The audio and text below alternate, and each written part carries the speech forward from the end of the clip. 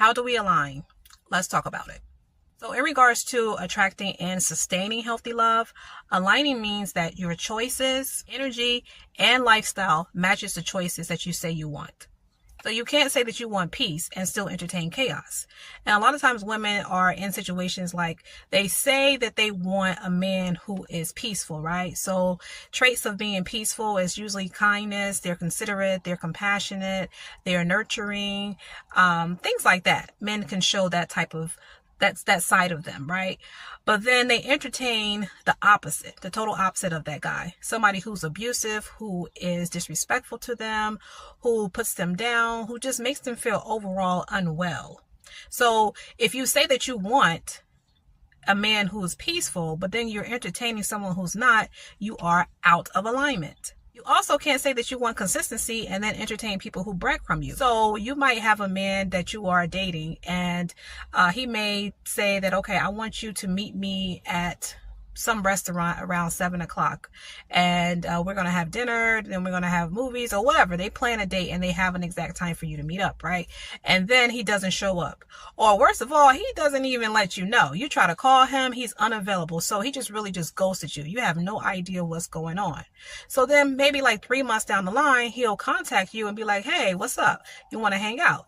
And you're like, okay, well, where the hell you been in the last 3 months? Because 3 months ago, I was supposed to have a date set up with you at a certain time and you didn't show up. You didn't let me know.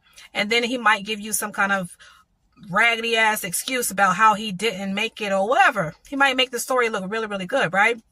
And then you fall for it and you accept it. And so you entertain him again, knowing that he was inconsistent the first time. And so you might even have even more moments of him showing that he's inconsistent. And then that falls on you because, again, you are out of alignment. You want someone who's consistent, but then you entertain someone who breadcrumbs you, who's not consistent, who just really comes up and poof, he's available whenever it's convenient for him. Not in alignment. So alignment is about making room for what you say you're ready to receive. So for example, let's say you want to become a doctor, right?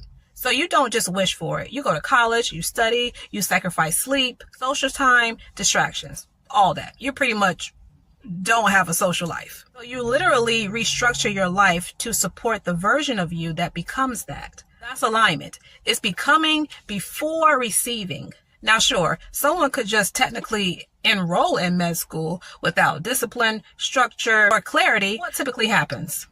They procrastinate, they burn out, they drop out.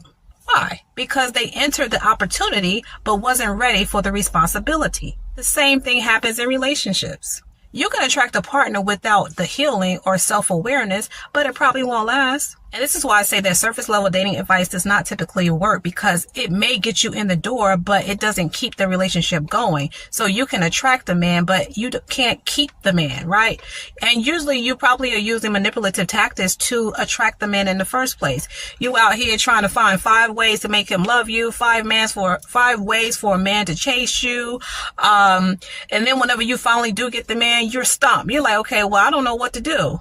How do I keep him? So then you'll start performing or overperforming. You'll start losing yourself. You'll start becoming somebody totally different from who you are, because you're trying to keep up with the version of you who manipulated him to get him in the first place to the version of you that can keep him. But you don't know what that version looks like. You don't know who that version is because you didn't do the work, the alignment work, before entering into the relationship.